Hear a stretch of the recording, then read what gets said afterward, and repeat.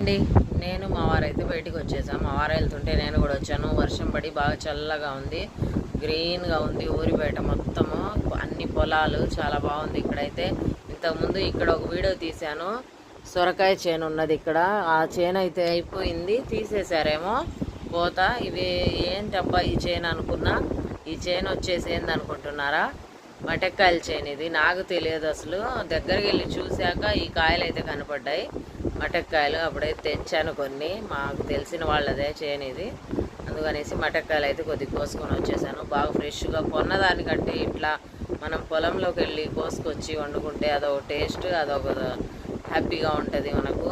అది కూడా ఎంత రేటు కూడా కాదు, అయినా అదేందో మరి.